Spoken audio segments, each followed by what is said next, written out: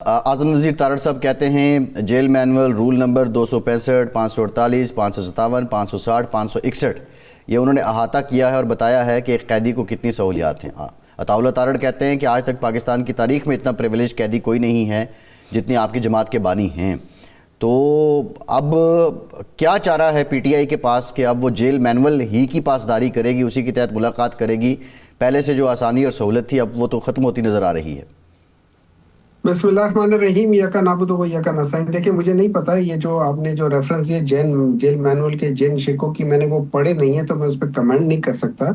मुझे इतना पता है कि जेल मैनुअल के लिहाज से उनका रूल 92 है, जो कि मेरे ख्याल में जो जेल मैनुअल 1972 का है शायद, उसके लिहाज से है कि हर कैदी को इजाजत है कि वो मुलाकातें करें। अब ये लोग कहते हैं कि यहाँ पे बाहर जो होता है वो इतना जमघटा लग जाता है, ये चीजें हो जाती हैं।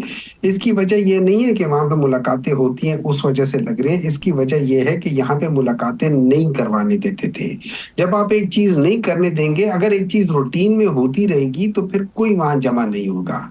जब आप वहां पे कोई चीज आगे ब्लॉकेज कर देंगे तो पीछे सारी चीजें जमा होनी शुरू हो जाएंगी। तो अगर ये लोग ये समझते कि इनका ये कहना है कि इस ब्लॉकेज की वजह से मुलाकात नहीं हो रही, तो ये मुलाकात ना होने की वजह से ब्लॉकेज है, और इस वजह से, और ये जानबूझ कैसे करते हैं, और इनसे बड़े झूठे इस वक्त कोई पैदा नहीं है। They are professional dishonest people. ये लोग डिसऑनेस्टी कर रहे हैं प्रोफेशनली, और ये अपनी जो इनको अल्लाह ताला ने जो नॉलेज दिलवाई है उस नॉलेज के बेसिस पे ये लोगों से गलत बयानी, झूठ बोल रहे हैं, बेईमानी कर रहे हैं। वो तो खैर अल्लाह ताला अपना हिसाब लेकर, दुनिया में भी ये लोग रुस्वा हो रहे हैं और अच्छे खासे रुस्वा हो रहे हैं। सेनेटर साहब जो आज वज़ीर क़ानून ने बताया है वो रूल नंबर 265 की बात करते हैं।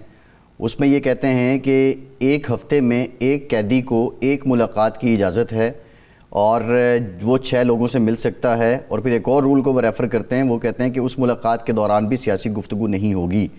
और फिर रूल नंबर गालिबन 557 है, उसकी वो बात करते हुए कहते हैं कि अगर सियासी मुलाकात हो ये जेल सुपरिटेंडेंट की सुपरविजन में होती है और जेल सुपरिटेंडेंट चाहे तो फिर इन मुलाकातों के सिलसिले को रोक भी सकता है।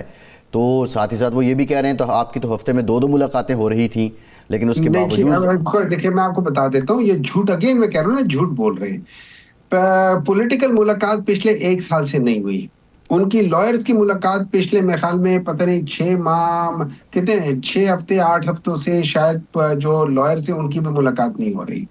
उनकी बहन की जो उनकी फैमिली है उनमें से सिर्फ 3 बंदों की मुलाकात होती है, और वो भी ये लोग पूरी नहीं करते होते, उसमें सिर्फ एक बंदे को भेजते हैं। वो भी 4 हफ्ते से वो भी बंद की हुई थी। उनका अपना जो डॉक्टर है जो उनका इलाज करता है उसकी भी मुलाकात नहीं की उन्होंने, पिछले मेरे ख्याल में 9 महीने हो गए उसकी नहीं की।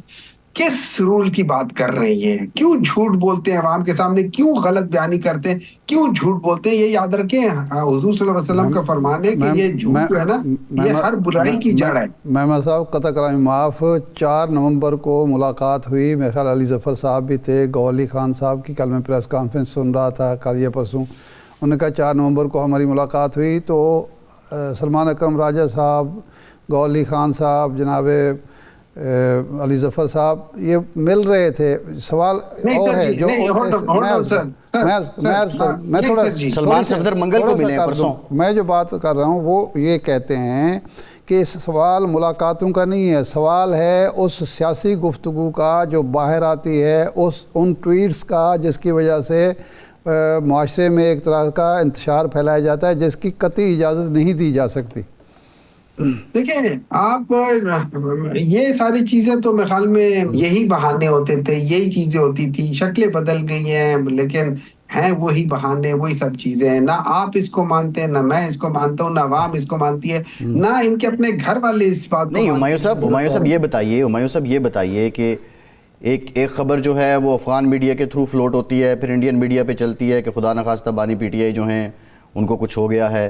फिर उसके बाद ये भी है कि इंडियन मीडिया पे जाके जो बानी पीटीआई की हमशीरा हैं वो जाके इंटरव्यूज़ देती हैं। बैनुल अक़वामी मीडिया पे बाज़ाब्ता तौर पे आप उसको इंसानी हुकूक़ का लेबल करते हैं। تو یہ سب کیا ہے؟ مطلب پھر آپ اسٹریٹ اوے ریاستی اداروں کے سربراہان کو نشانہ بناتے ہیں، یہ کیا ہے؟ یہ انتشار پھیلانے کی کاوش نہیں ہے کیا؟ ایک منٹ بھائی جان، ایک منٹ ہے جائے. جب آپ ہیومن رائٹس کی بات کرتے ہیں، ہیومن رائٹس کے یونائٹڈ نیشنز کا چارٹر ہے، اس پہ آپ نے سائن کیا ہوا ہے. یہ آپ یہ نہیں کہہ سکتے ہمارے میں. آپ نے اپنے گھر میں، مجھے فرض کرے آپ کے محلے میں، آپ کے آس پاس کے لوگوں میں کسی جگہ پہ گھر میں کے لیے کسی ملازمہ کو یا کسی بیٹی کو یا کسی بچی کو یا کسی بچے کو وہاں پہ اس کے گھر والے مار پیٹ رہے ہو، آپ کیا کہیں گے؟ آپ کچھ نہیں کہیں گے. وہاں پہ اگر کوئی بات آگے کہے کہ یار یہ دیکھو یہ مار پیٹ رہا ہے، تو آپ یہ کہو گے کہ ٹھیک ہے یار یہ تو گھر کا مسئلہ ہے. بہت ساری چیزیں گھر کا مسئلہ ہے، بہت ساری چیزیں گھر کا مسئلہ نہیں ہوتا. نمبر 2، یہ یونائٹڈ نیشنز کے ہیومن رائٹس والوں نے جو پوری تقریر کی ہے، وہ کیا اس کا پی ٹی آئی سے کوئی تعلق تھا؟ اس سے کوئی پی ٹی آئی سے کوئی تعلق نہیں تھا. کیا دنیا کو نظر نہیں آ رہا کہ پاکستان میں کیا ہو رہا ہے؟ کیا دنیا کو نہیں پسند ہے؟ ہم لوگوں نے تو نہیں کہا تھا. ہم لوگوں نے کہا تھا کہ اس طرح کی کوئی بات نہیں ہے. ہم لوگوں نے کہا تھا کہ عمران خان کو کچھ نہیں ہوا اور ہونا بھی نہیں چاہیے. یہ تو باقی لوگ کر رہے تھے، اور ہو سکتا ہے ان لوگوں نے خود چھوڑی ہو. یہ آپ ان سے کیا بعید رکھتے کہ یہ لوگ سچ بولیں گے؟ انہوں نے خود ہی یہ ساری چیزیں کی ہو. یہ فرمایا. میرے خیال آگے بڑھتے ہیں. ایف سی کا اجلاس ہوا، وزیر اعلیٰ صاحب وزیر خزانہ کے طور پر اس میں شریک ہوئے. ان کی یہ بات مان لی گئی کہ جو فاٹا ہے اس کو حصہ ملنا چاہیے اور اس کے لیے ایک الگ گروپ بنے گا.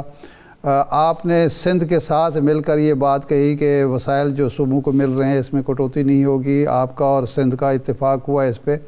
یہ مل بیٹھنے کے نتیجے میں ہی صورتحال بہتر ہو رہی ہے. تو آپ سمجھتے ہیں کہ یہ مل بیٹھنا سیاسی جماعتوں کے ساتھ مفید ہے، حکومت کے ساتھ؟ دیکھیں میں پرسنلی یہ سمجھتا ہوں کہ بات چیت کر کے، چاہے آپ کسی کو پسند کریں نہ کریں، آپ کو بات چیت کر کے حل نکالنا ہوگا. اس کی وجہ یہ نہیں ہے کہ مجھے یہ لوگ کوئی بہت سگے ہیں یا یہ لوگ مجھے بہت پسند ہے. مجھے اس کی وجہ یہ ہے کہ اس بات چیت کے نہ کرنے کی وجہ سے نقصان اس ملک کو ہو رہا ہے اور کسی کو نقصان نہیں ہو رہا. ان لوگوں کا اچھا آج نقصان جب ملک کا ہو رہا ہے تو میرا اور شاید آپ کا نقصان ہو رہا ہو، عمران خان کا نقصان ہو رہا ہے. ان لوگوں کا نقصان نہیں ہو رہا ہے. ان کے تو سارے سٹیکس ملک سے باہر ہیں، ان کے تو ساری جائیدادیں ملک سے باہر ہیں، ان کے تو سارے بینک اکاؤنٹس ملک سے باہر ہیں.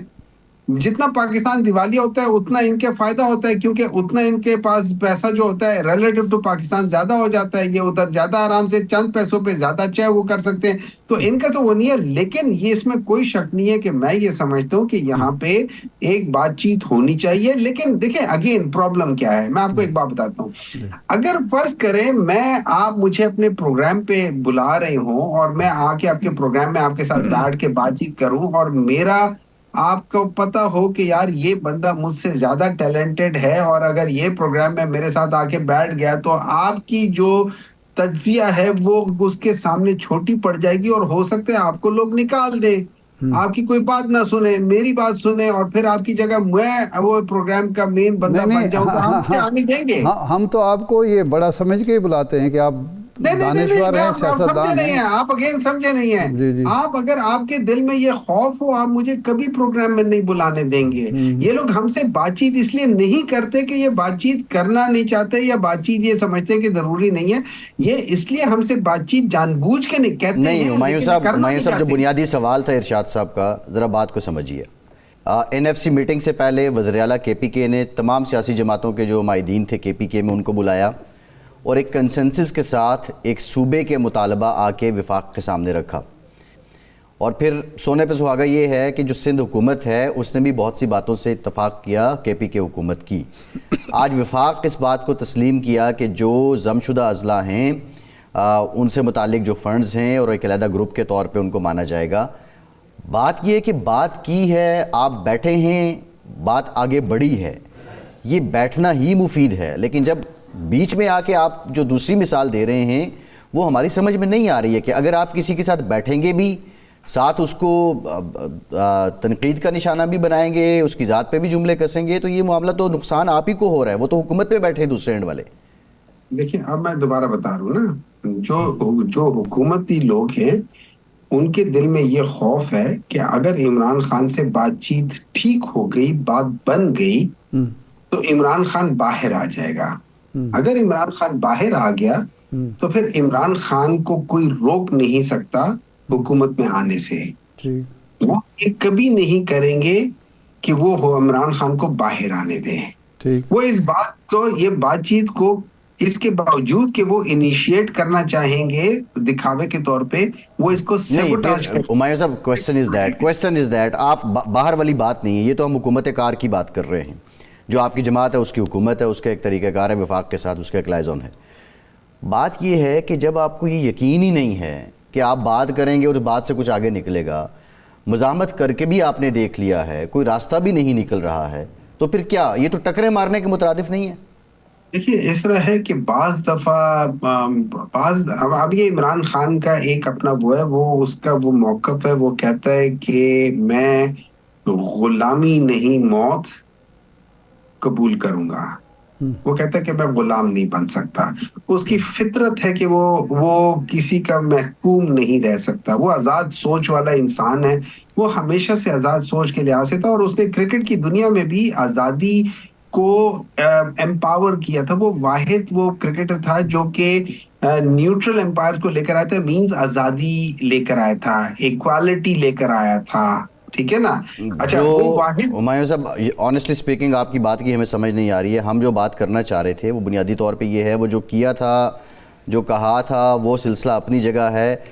واٹس اے وے فارورڈ کیا ہے جب آپ بات نہیں کریں گے؟ وے فارورڈ ایک ہے. دیکھیں وے فارورڈ میرے لحاظ سے ایک ہے. وہ وے فارورڈ یہ ہے کہ آپ نے پاکستان کے اندر پولیٹیکل سٹیبلٹی لے کر آنی ہے.